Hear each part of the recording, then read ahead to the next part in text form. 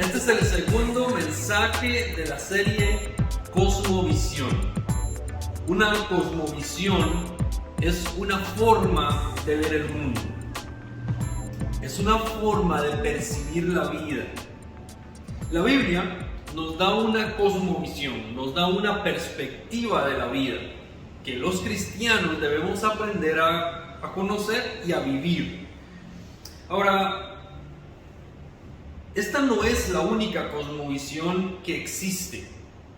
Los seres humanos a lo largo de la historia hemos creado, hemos inventado, hemos teorizado diferentes cosmovisiones, diferentes formas de interpretar la vida, pero ninguna de ellas se parece ni se acerca tan siquiera a la perspectiva bíblica. ¿Por qué?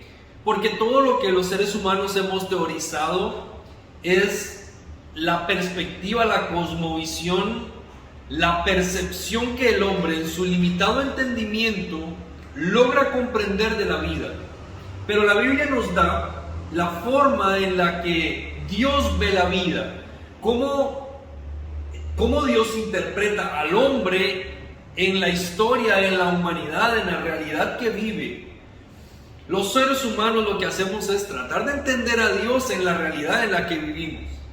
La Biblia nos enseña a mirar como Dios mira. En otras palabras, la cosmovisión bíblica no plantea al ser humano en el centro de las cosas, sino plantea a Dios en el centro de las cosas. Eso hace una gran diferencia en cómo vemos y cómo interpretamos la vida.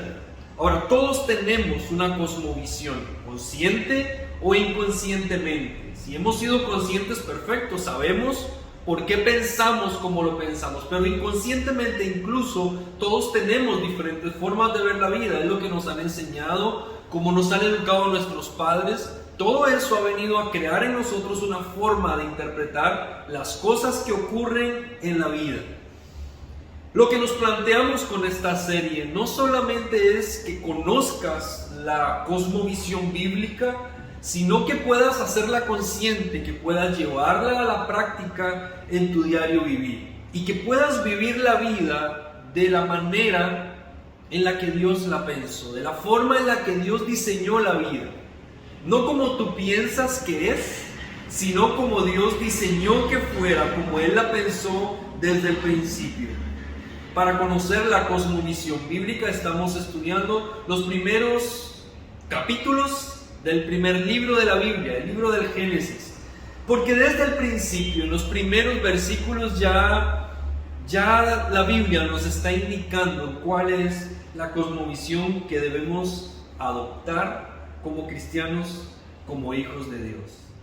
En el mensaje anterior estudiamos el primer versículo del Génesis.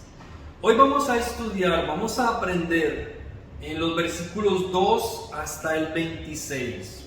En este grupo de versículos, lo que nosotros encontramos es el relato de la creación, el famoso relato de la creación. Todos los seres humanos, creo yo, en algún momento, por lo menos en Occidente, hemos escuchado alguna vez acerca de la creación. Este es el punto de vista, esta es la forma en la que la Biblia nos dice que fue creado el universo. Y ya desde el principio, en el versículo 3, hay una frase, hay unas palabras particulares a las cuales le tenemos que prestar atención. Y es el versículo 3. Y dijo Dios que exista la luz. Y la luz llegó a existir. Este relato empieza diciéndonos que la forma en la que se hicieron las cosas, en las que se hizo todo lo que existe, parte o tiene como génesis la palabra de Dios. En el principio, Dios dijo que exista la luz. Los seres humanos nos regimos por una famosa frase, un dicho que dice que del dicho al hecho hay mucho trecho. Porque es muy fácil hablar, pero es muy difícil concretar, es muy difícil hacer las cosas que decimos que vamos a hacer. Es fácil hablar sobre lo que sea, pero llegar y ponerlo en práctica es distinto. Esa es nuestra realidad como seres humanos. Para nosotros Las palabras se las lleva el viento. Para nosotros lo que decimos no genera una acción, pero es diferente con lo que estamos leyendo. Y dijo Dios que exista la luz, y la luz llegó a existir. Hay un poder, hay una validez en la palabra de Dios que cuando Él dice que algo se va a hacer, se hace. Si yo le digo a usted, mire, haga una escultura y le doy un tronco de madera y le pongo los instrumentos, usted dice, bueno, yo en este tronco puedo diseñar un caballo. Y yo le digo, lindo, perfecto, quiero ver que lo hagas. Y eso le va a tomar días trabajando, tratando de hacerle forma. Y si usted no tiene habilidades como escultor, va a ser un fracaso esa obra. Pero incluso el escultor más capacitado, más creativo, tomará un tronco de madera y se llevará un proceso para llevarlo a cabo. Nosotros entendemos esa realidad que cuando decimos algo, las cosas no se hacen. Cuando decimos algo, no es nada. Para que las cosas se hagan, alguien tiene que hacerlas. Pero Dios dijo, y su sola palabra creó. Porque no había luz, y cuando Dios dijo que haya luz, la luz llegó a existir. Si reconoce el poder que tiene la palabra de Dios, cuando Dios dice, su palabra es tan poderosa que genera una acción, no se la lleva el viento, no es que no pasa nada, no es un simple comentario. La palabra que Dios dice lleva en sí misma el poder creativo, el poder de hacer que algo ocurra. Hágase una escultura. No se hace nada. Yo tengo que traer instrumentos y comenzar a trabajar para hacerlo. Pero Dios dice que exista la luz y la luz existe. Esto es lo más simple y a la vez lo más poderoso que puedes escuchar cuando se trata de la creación del mundo. Porque nosotros pensamos que es imposible que algo tan maravilloso se haya hecho de la simple palabra de Dios. Ahora, la Biblia nos está planteando frente a quién estamos. Nos está planteando que estamos frente al Dios que tiene en su palabra el poder suficiente para crear todo lo que existe. Y esto es simple, es una palabra, pero es poderosa. Es una palabra que tiene poder y que tiene validez, que no es como la de nosotros, y ahí también entramos en conflicto. Nuestras palabras como seres humanos no valen nada. Hoy tenemos que firmar contratos, leer letras pequeñas, porque nadie nos cree lo que decimos que vamos a hacer, lo que nos comprometemos a hacer. Nuestra palabra ya no significa nada en esta sociedad.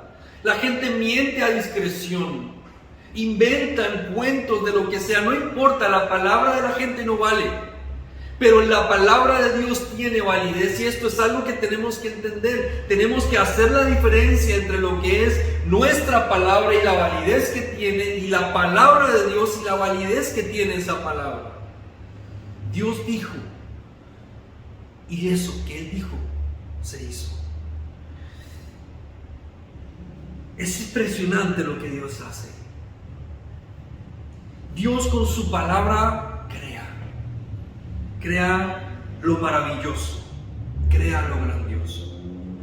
Otra cosa que quiero compartirte en estos versículos, primeros versículos del Génesis, donde está el relato de la creación, es que este relato de la creación no está puesto en la Biblia como una forma de argumentar el orden cronológico en que las cosas ocurrieron.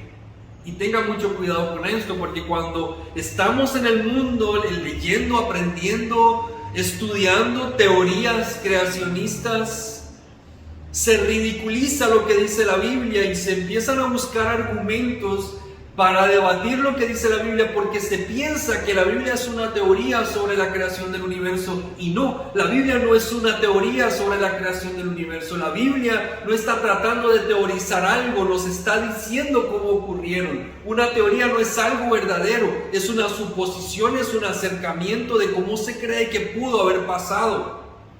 Pero la Biblia no es una teoría sobre la creación del universo. La Biblia no nos está tratando de decir, bueno, estos son nuestros argumentos para pensar que seguramente así ocurrió. La Biblia dice, Dios dijo y así ocurrió, y comienza a relatar día tras día los 6 días de la creación del mundo. Y va creando, porque la Biblia lo que está diciendo es que no importa el orden en el que Dios creó, importa que Dios creó. La verdad teológica que está transmitiendo el Génesis no es en qué orden hizo Dios las cosas y cuántos minutos y segundos tenían los días de Dios, si son 1000 años o uno solo. Lo que la Biblia está diciendo es que Dios creó, y eso es lo más importante. Esa es la verdad en esencia. Esa es la afirmación clara y contundente que la Biblia dice. Ella no está discutiendo contigo cómo Dios hizo las cosas, porque no alcanzamos a entenderlo. Y sabes, hay muchas cosas que no alcanzamos a entender, como la electricidad. Sí, sabemos que si conectamos algo a este tomacorriente, tenemos energía para cargar un teléfono, pero también tenemos luz en un bombillo que se puede conectar. Y la misma energía eléctrica hace funcionar una lavadora, hace funcionar un generador de algo eléctrico también, hace funcionar un vehículo. Y nosotros no entendemos cómo esta electricidad hace funcionar cosas distintas, pero todos las creemos, todos la utilizamos. Pero cuando traemos la revelación de la palabra, lo que queremos hacer es cuestionar y decir, si yo no entiendo, no creo. La Biblia no está preocupada por convencerte. La Biblia te dice las cosas como son. Lo otro que quiero compartirte sobre estos versículos es algo muy curioso y muy particular. En los versículos 4, 10, 12, 18, 21, 25 y 31, en esos 7 versículos, dice esta frase: y Dios consideró que lo que había hecho era bueno. Una versión más, una versión menos. En síntesis dice que lo que Dios hizo era bueno. No solamente de la Biblia dice que lo que Dios hizo era bueno. La Biblia dice que Dios dijo que lo que Él acababa de hacer era bueno. La creación, lo creado por Dios, es un reflejo del carácter del Creador. Todo lo que Dios hizo es bueno. Por eso la creación es buena, porque incluyendo al ser humano que Dios creó, Dios dijo que era bueno. Y esto contrasta con la realidad que vemos a nuestro alrededor. Dios pone el mar en su lugar y dice que es bueno, y hace las montañas y dicen que es bueno, hace al ser humano y dice que es bueno, hace a los elefantes y dice que es bueno, hace a los tiburones y dice que es bueno. Cada cosa que Dios crea dice que es buena. ¿Podríamos nosotros cuestionar y decir eso es malo? ¿Por qué podemos juzgar al ser humano y decir que es malo? ¿Por qué miramos a la creación y no vemos que sea buena en todo el sentido de la palabra? ¿Por qué vemos al ser humano haciendo daño, generando crueldad en la vida de los demás, abusando y explotando a otros? ¿Por qué si lo que Dios hizo es bueno, no lo vemos reflejado en la realidad del mundo y de la sociedad en la que nosotros vivimos? Algo pasó con ese diseño original de Dios que ha hecho que lo que Dios hizo no esté de acuerdo a su plan original. Pero lo que Dios hizo es bueno. Él mismo dijo que era bueno, porque lo que Dios hizo es un reflejo de su carácter. Y cuando nosotros venimos a Cristo, entendemos que lo que Dios está haciendo con nosotros es devolviéndonos al diseño original, porque lo que Él hizo es bueno. El ser humano es bueno, pero está marcado por el pecado y por las malas decisiones, y entonces hace cosas malas.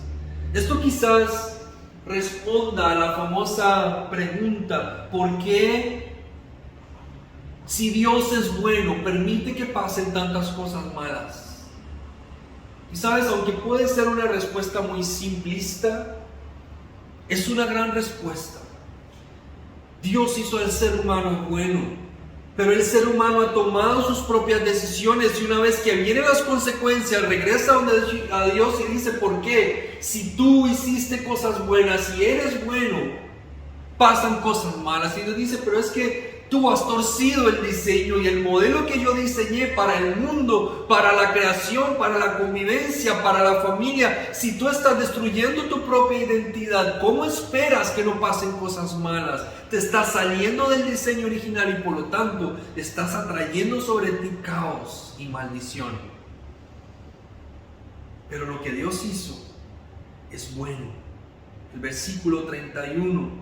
Cuando Dios termina toda la creación, dice: y Dios miró todo lo que había hecho y consideró que era muy, muy bueno. El último elemento que quiero compartir en este punto acerca de estos versículos del relato de la creación es la capacidad de Dios para crear. Piénselo bien. El poder creativo de Dios es tal que Él comienza a crear el universo. Imagínense este universo infinito que nosotros no hemos alcanzado a conocer todavía, que la ciencia sigue encontrando más y más espacio maravilloso y esplendoroso. Dios crea el universo, Dios hace las grandes lumbreras, Dios hace lo grandioso que está alrededor. Y nosotros decimos: wow, mira, Dios hizo el universo, mira los astros, mira los planetas, son más grandes que la Tierra, mira, hace el sol que es gigante, mucho más grande que la Tierra. Pero esa grandiosidad no es el único reflejo del poder creativo de Dios, porque tú te vienes a la Tierra, que es pequeñita, el planeta Tierra, que es pequeñito a la par de todos los demás planetas, y en ese pequeñito planeta te encuentras seres pequeños, diminutos, minúsculos, que Dios creó. Y si queremos ir más allá, y puedes ver las plantas pequeñas, unas flores pequeñas, y Dios se dedicó a hacerlas. Y puedes venirte al ser humano y explorar al ser humano y decir: en medio de esta gigantesca creación, Dios crea al ser humano pequeño. Delante del sol el ser humano no se ve. Hace un ser humano, un individuo que tiene una capacidad impresionante. Le pone células y átomos mínimos, minúsculos, que ni siquiera nosotros alcanzamos a ver, porque a menos que lo veamos microscópicamente. Y todo eso lo hizo Dios. La capacidad creativa de Dios no se ve reflejada solo en lo grandioso que Él hizo, sino en lo más pequeño, en aquello más simple y más sencillo. Si creemos que Dios es tan grande y tan distante que solo crea el universo, Él viene y hace las cosas más pequeñas para que te des cuenta que Él tiene cuidado de los detalles. Ese es nuestro Dios. Él es capaz de hacer lo que nosotros no concebimos en nuestra mente. Él junta la luz y la oscuridad y las hace convivir. Él separa las aguas. Y después de la separación de las aguas, hace una parte seca y una parte húmeda. Y dice: aquí donde están todas las aguas reunidas, voy a hacer seres vivientes. Y aquí donde está todo lo seco, voy a hacer seres vivientes. Dios hace cohabitar, convivir el día y la noche en su creación. Lo que para nosotros no tiene sentido. Él no dice: no, se desecha la oscuridad. Él dice: la oscuridad tiene un lugar, la luz tiene un lugar, el ser humano tiene un lugar. De hecho, el ser humano pareciera haber sido el pensamiento original de Dios al hacer la creación. Porque cuando llegamos a este planeta creados por la mano de Dios, tenemos una capacidad para respirar el aire de esta tierra, de este planeta, y no es lo mismo si nos vamos a otros planetas, porque Dios condiciona las necesidades del ser humano a la tierra y viceversa. Y entonces el ser humano puede vivir, y lo que necesita para comer está en la tierra, y puede sembrar y puede producir más alimento. Lo que Dios hace en el ser humano es colocarlo en una creación diseñada para que Él pueda convivir con ella. Esa es parte de esta grandiosa capacidad de Dios para hacer y para crear. Este es nuestro Dios. Este es el Dios en el que nosotros creemos. El relato de la creación nos demuestra quién es el Dios delante de quien está.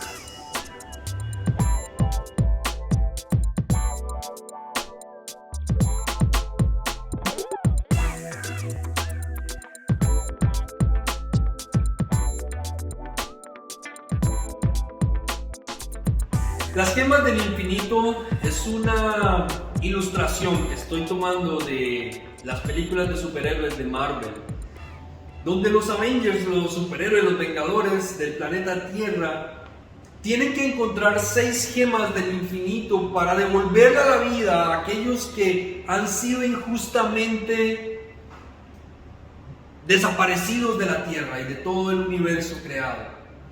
Ellos tienen que buscar estas gemas, reunirlas para atraer a la vida a aquellos que han muerto. Nosotros, en cambio, vamos a estudiar, vamos a encontrar 10 gemas. Y sí, sabe que tenemos un paralelo con los Avengers. También lo vamos a hacer para traer a la vida a aquellos que están muertos, incluso para que nosotros podamos alinearnos y estar seguros de que poseemos las gemas del infinito. Ya aprendimos la primera gema en el mensaje anterior, que era la gema del origen, y dijimos: Dios es el origen, está en el centro. La segunda gema se llama fe. Significa que para que puedas desatar el poder de Dios en tu vida, para que puedas hallar significado en tu vida, para que puedas darle vida a los que están muertos, necesitas la fe. Necesitas aprender a confiar en la soberanía de Dios. Yo sé que esto suena bien y seguramente vas a pensar que sí, estoy de acuerdo, necesitamos la fe, somos gente de fe, somos cristianos, creemos en la fe. Pero ¿qué significa eso para nosotros? Una vez que yo consigo la gema de la fe y la tengo conmigo, ¿qué cambia en mi vida? ¿Qué aspectos se ven afectados entendiendo que debo ser una persona que tiene fe? Vamos a aprender acerca de la segunda gema del infinito. Hay 4 aspectos en nuestras vidas que deben verse influidos si tenemos la gema de la fe. Creo que la hemos hallado todos. La pregunta es si vamos a permitir que haga efecto en nuestra vida. 4 aspectos. Número 1, el tener la gema de la fe nos debe llevar a confiar en Dios. Nos debe llevar a confiar en la palabra de Dios. Y esto suena muy común, muy normal para nosotros. Pero sabe que a veces nosotros confiamos más en la palabra que dicen los especialistas humanos que en la palabra que ha prometido nuestro Dios. Ahora remontémonos a lo que estudiamos hace unos minutos, cuando dijimos el poder que tiene, la validez que tiene la palabra de Dios. Y cuando Dios dice algo, Él tiene poder para crear sobre eso. Entonces, ¿por qué nosotros no creemos en esa palabra? ¿Por qué nosotros somos más fieles a lo que nos dicen las estadísticas, los especialistas? Cuando te dan malas noticias de lo que va a pasar en las finanzas, en la salud, en la política, en cualquier aspecto de tu vida, cuando te dan malas noticias, cuando te dicen que te puedes enfermar de algo o que tienes una enfermedad de algo, te dan un diagnóstico. Creemos a esas palabras, y no es que no debamos creerlas, pero debemos saber que por encima de esas palabras, por encima del razonamiento humano, hay una promesa, hay una palabra de Dios que si aprendemos a confiar en Él, porque tenemos la gema de la fe, nuestra vida va a cambiar. ¿Podemos nosotros limitar el poder de Dios? No puedes limitar a Dios, pero puede que ese efecto no llegue a tu vida porque no crees. ¿Hay algo imposible para Dios? ¿Puede Dios sanar todavía? ¿Puede Dios cambiar la realidad todavía? ¿Puede Dios rescatar a su pueblo todavía? ¿Puede Dios sacar bandera en favor de su pueblo, hacerle justicia a su pueblo? ¿O nuestro Dios no es el mismo de ayer y hoy y siempre? ¿O nuestro Dios ha cambiado? ¿O tenemos un Dios en la Biblia y otro Dios en nuestra realidad cristiana? Es el mismo Dios, la misma palabra y es el mismo poder. Y aquello que Dios hizo lo puede hacer y lo sigue haciendo. Por lo tanto, si hay malas palabras, malas noticias a tu alrededor, deja de escuchar lo que las voces a tu alrededor dicen y comienza a escuchar lo que la palabra de Dios dice para ti. El gran problema de esto es que no leemos la palabra, preferimos 3 o 4 horas en el noticiero, pero no aguantamos 2 minutos en la palabra. Y entonces, ¿cómo podemos tener firmeza en la palabra si no pasamos tiempo en la palabra? Alguien que ha encontrado la gema de la fe sabe que necesita la palabra para nutrirse, para llenarse de fortaleza, para que su fe crezca. El estar en contacto con la palabra hace aumentar tu fe. ¿Quieres aumentar tu fe? Busca la palabra.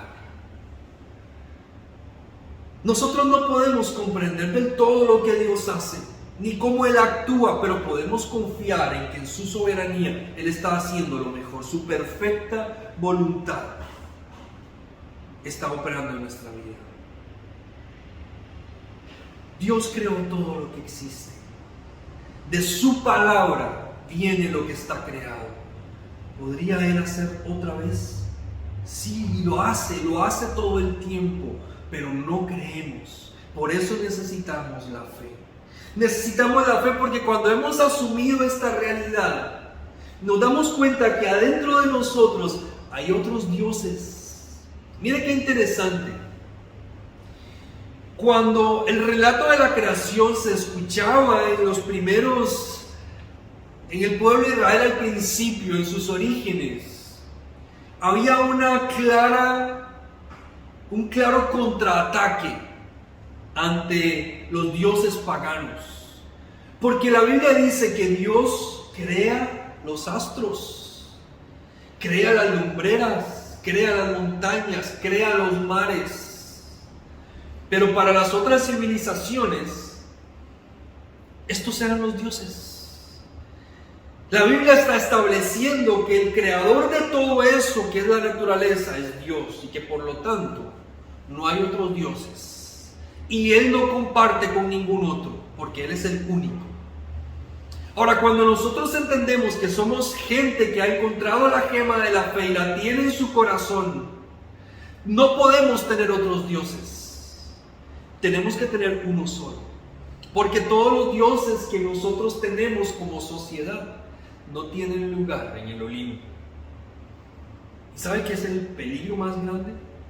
Que nosotros nos ponemos a nosotros mismos en el trono y esperamos ser dioses. Por eso solo hacemos lo que nos gusta. En nuestro orgullo queremos tener el control de todo y hacerlo todo a nuestra manera. Pero cuando tenemos fe, nos quitamos del centro y dejamos que sea Dios el que tome el control y las riendas de todo. De nuestra casa, de nuestra familia, de nuestras finanzas, de nuestro trabajo, de nuestras expectativas, de nuestros estudios, de todo lo que hacemos.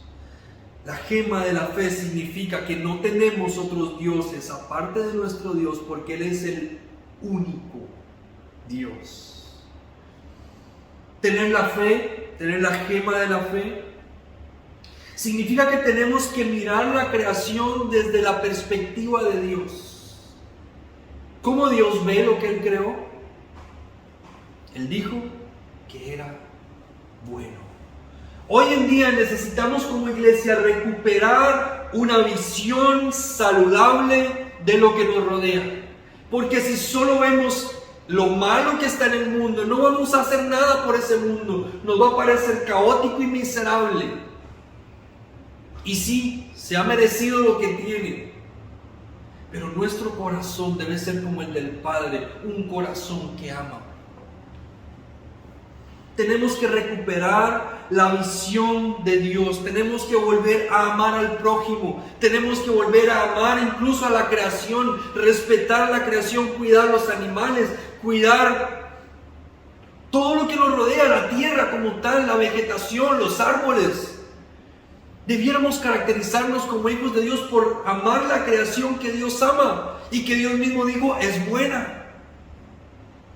Pero nosotros a veces pareciera que pasamos desapercibidos estas cosas y no nos importan ni siquiera los animales, cuando ellos también son creación de Dios. Ahora, tenemos que tener claro que otra vez Dios creó todo eso. Ninguno de ellos es nuestro Dios, ninguno de ellos merece nuestra adoración por mucho que nos gusten o los queramos, pero solo Dios merece la adoración porque Él es el único Dios. Y cada ser vivo de la creación es bueno porque Dios dijo que era bueno, lo cuidamos, incluyendo al ser humano. Buscamos servir a otros porque tenemos fe, porque creemos que otros pueden ser cambiados. ¿Sabe por qué estamos aquí en esta tierra? Porque nosotros somos de esa gente que sigue creyendo que en esta tierra hay esperanza. Nosotros somos la gente de esperanza. Muchas veces me he preguntado por qué hago lo que hago, por qué trabajo en lo que trabajo, por qué ayudo a la gente, y digo al final porque creo que pueden cambiar. La gente a veces me pregunta, ¿usted cree que pueda cambiar cuando tiene un asunto de matrimonio, cuando tiene un asunto con los hijos? Y yo le digo, si no creyera que pueden cambiar, no estaría trabajando en lo que trabajo, porque yo creo que podemos cambiar. Tenemos que ser una generación que cree que Dios puede cambiar. Tenemos que ser gente de fe. Cuando tenemos la gema de la fe, confiamos en Dios aunque no lo entendamos. Miren qué interesante, porque en la Biblia encontramos muchas cosas que nos dice que tenemos que hacer, y no para todas ellas hay una explicación. Hay muchas cosas en la Biblia que no sabemos por qué hay que hacerlas, solo sabemos que hay que hacerlas. En nuestro juicio humano orgulloso buscamos razones para justificar el no hacerlas. Y la Biblia no nos explica mucho. La Biblia nos habla de obediencia más que de entendimiento. Porque la vida cristiana no se trata de entender todas las cosas, sino de poner nuestra fe en Dios, porque sabemos que Él lo que nos pide que tenemos que hacer es por algo bueno, aunque no lo entendamos. La fe es ir más allá de la razón humana.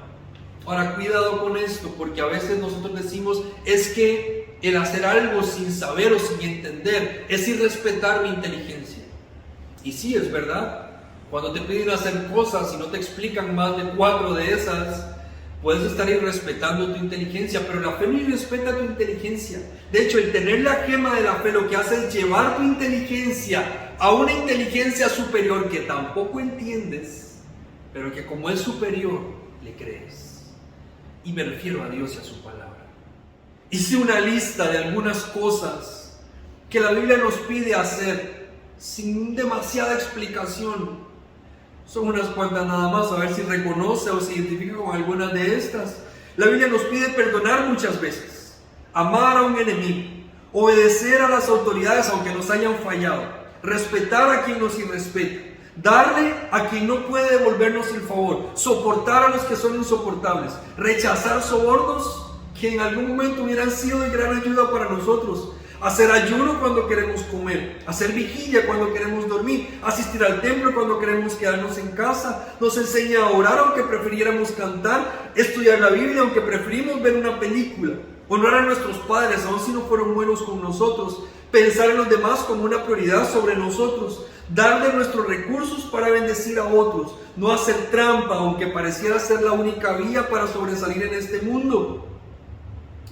La Biblia nos enseña a mantener la paz con quienes se merecen un castigo, a no ser materialistas sino generosos, a dejar que Dios nos defienda en vez de vengarnos. Nos enseña a buscar la reconciliación aunque no seamos los culpables, a trabajar para nuestros jefes como si fueran Dios mismo, a renunciar a los placeres carnales, a ayudar a los necesitados aunque pareciera que se merecen lo que están viviendo, a usar nuestros recursos en vez de hacernos ricos, a salir de nuestra zona de confort. La Biblia nos enseña muchas cosas y no nos explica todas ellas, pero nos dice algo muy cierto, y es que debemos saber quién es el que nos lo está pidiendo. Nos está pidiendo aquel cuya palabra tiene poder para hacer cualquier cosa. Y nosotros no llegamos a su nivel. Porque aquel Dios, o este Dios en quien creemos, cuando vio todo lo que había hecho, Él miró todo eso y consideró que era muy, muy bueno. A manera de conclusión, en este mensaje de esta segunda gema que tiene que ver con la fe, yo quiero mencionar el segundo versículo de Génesis. En el relato de la creación me lo salté, no hablé de él y lo quiero retomar ahora al final. Génesis 1:2 dice así: la tierra era un caos total, las tinieblas cubrían el abismo y el Espíritu de Dios se movía sobre la superficie de las aguas. Entonces dijo Dios, pasamos ahí de versículo, que exista la luz, y la luz llegó a existir. Quiero que reflexiones sobre esto. Antes de proferir una palabra poderosa de creatividad, de creación, Dios estaba en el caos. Hay algo particular con nuestro Dios. Él no nos saca todo el tiempo del caos. Él no nos evita el caos todo el tiempo.